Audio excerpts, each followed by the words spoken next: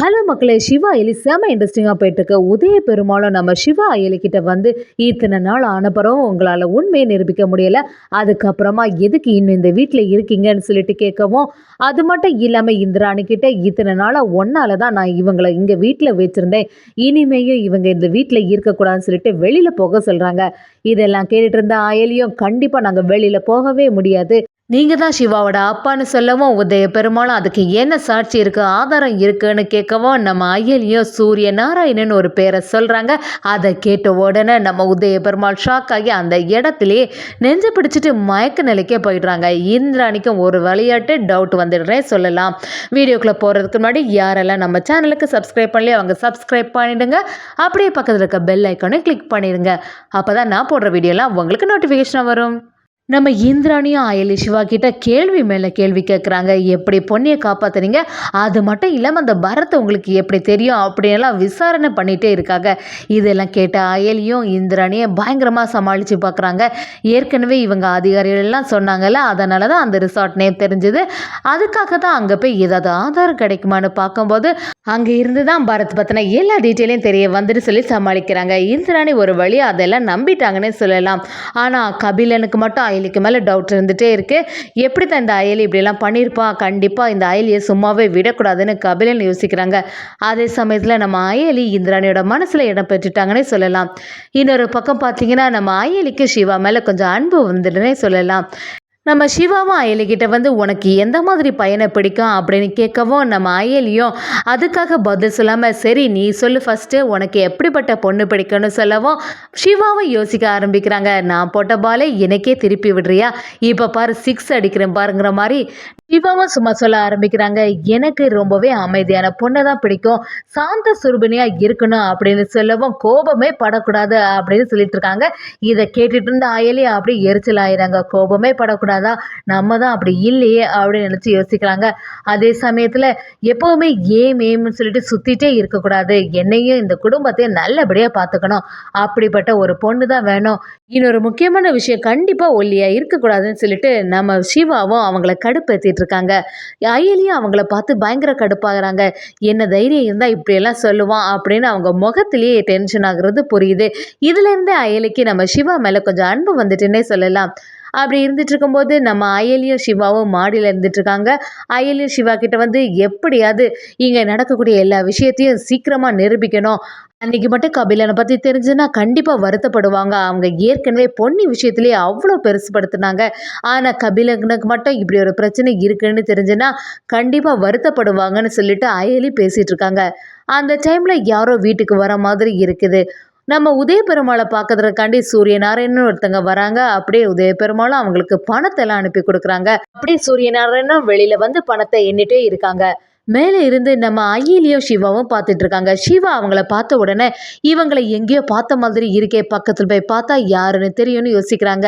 நம்ம சிவாவும் எப்படியாவது ஓடி போய் அந்த சூரிய நாராயணனை பிடிச்சிடணும்னு யோசிக்கிறாங்க. அப்படியே அயலிக்கிட்ட வந்து இவங்கள பார்த்தியா எங்கேயோ பார்த்த மாதிரி இருக்கே அப்படின்னு யோசிக்கிறாங்க. சிவாவுக்கு ஃபர்ஸ்ட் ஞாபகத்துக்கு வரலை. அப்படி யோசிக்கும் போது இவங்க தானே அப்பா அம்மாவோட ஃப்ரெண்டு, கண்டிப்பாக இவங்களை கூப்பிட்டு விசாரிச்சா எல்லாமே தெரியும், இவங்க கிட்ட எல்லாத்தையும் சொல்லியிருப்பாங்கன்னு நம்ம சிவா நினைக்கிறாங்க.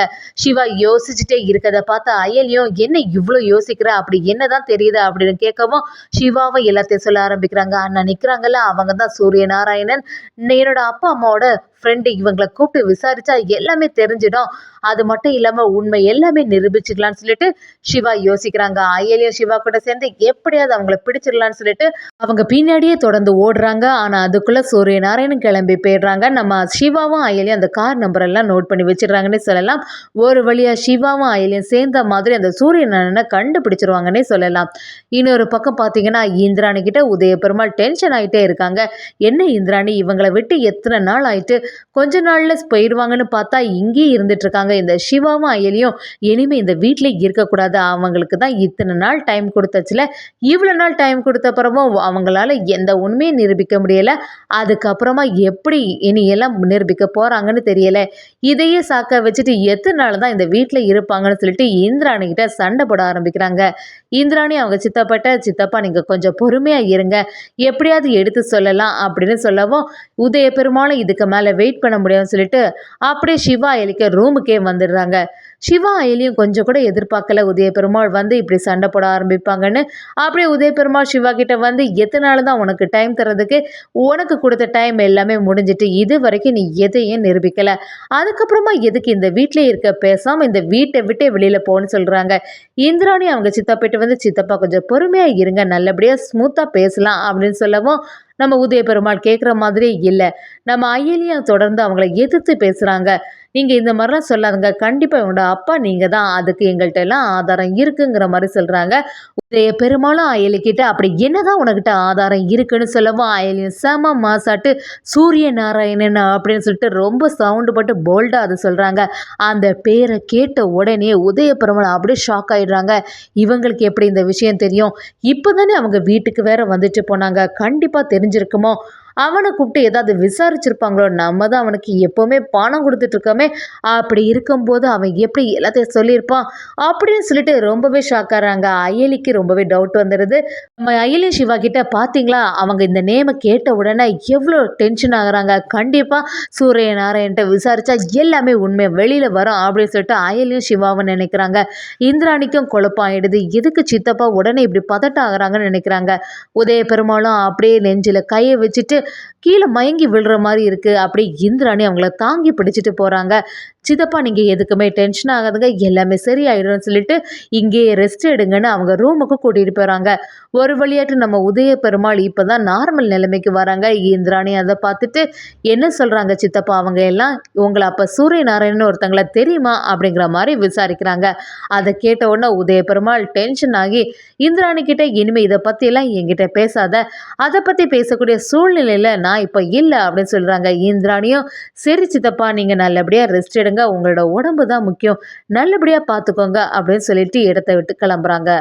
இன்னொரு பக்கம் பார்த்தீங்கன்னா நம்ம சிவா கிட்ட பாத்தியா சிவா, எல்லாமே நல்லபடியாக நம்ம பக்கம் தான் இருக்குது, கண்டிப்பாக அந்த சூரிய நாராயணன் ஃப்ரெண்டை கூப்பிட்டு விசாரிச்சா எல்லாமே தெரிஞ்சிட போது, அவங்கள வச்சு கண்டிப்பாக நிரூபிக்கணும் அப்படின்னு சொல்கிறாங்க. சிவாவும் அயலிக்கிட்ட நீ சொல்கிறது எல்லாமே சரிதான் அயலி, நம்ம கண்டிப்பாக அந்த சூரிய நாராயணனை கூடிய சீக்கிரத்தில் கண்டுபிடிக்கணும்னு சொல்லிட்டு அந்த கார் நம்பரை வச்சு தேட ஆரம்பிக்கிறாங்க. அப்படியே ஒரு வழியாட்டு நம்ம சிவா அயலியும் செம அதிரடியாட்டு சூரிய நாராயணனை தேடியே போகிறாங்கன்னு சொல்லலாம்.